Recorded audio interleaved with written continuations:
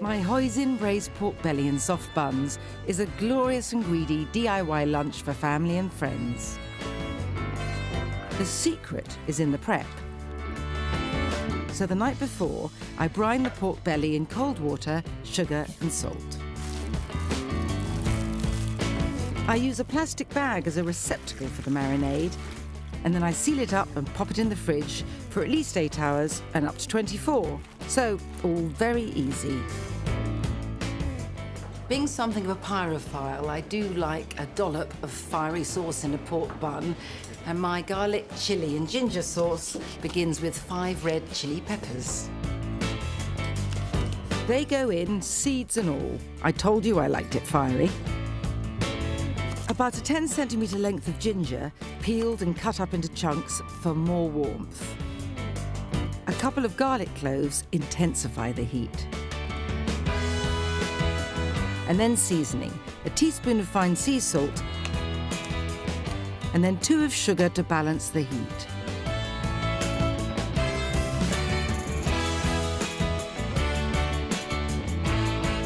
Some sunflower oil,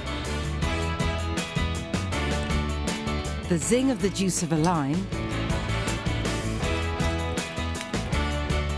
and whiz to a puree.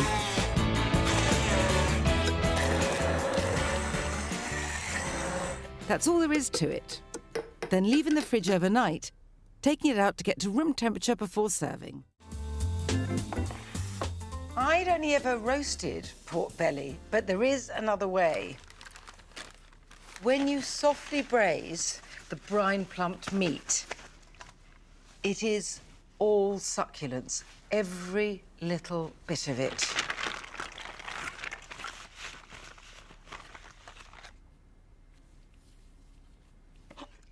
I braise the pork in a mixture of water and hoisin. Very low effort.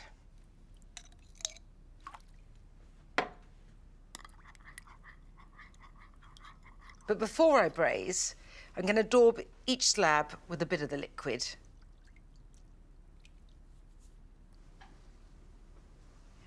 And blitz it in a hot oven to help it on its way.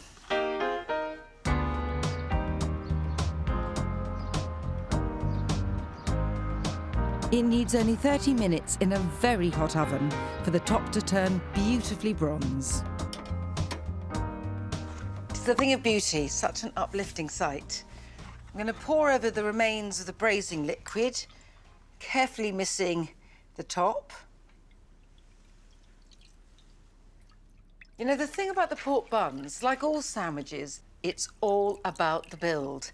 So into each soft bun, I pack a quivering slice of soft braised pork belly, a fiery daub of chili sauce, perhaps some extra hoisin, and of course some cooling cucumber and a tangle of spring onion. But the important thing for me are some sweet, crisp fried shallots.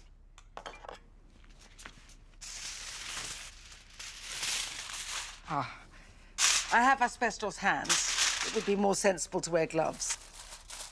So this is tightly sealed and ready to be sweetly braised while I can get on with frying the shallots.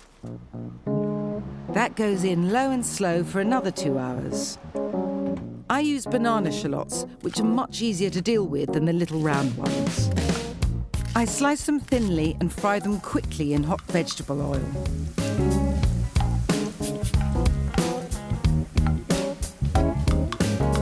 Once they're crisp and golden, I leave them to cool on a piece of kitchen towel.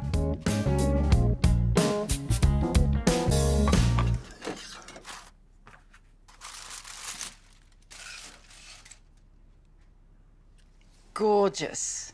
Now, tempting though it is to start eating this immediately in its freshly burnished state, I find it makes my life easier to let it get cool and then slice it cold. Much easier for me to do since I'm a bad carver. And then I can warm it up in these lovely juices when the hungry hordes arrive.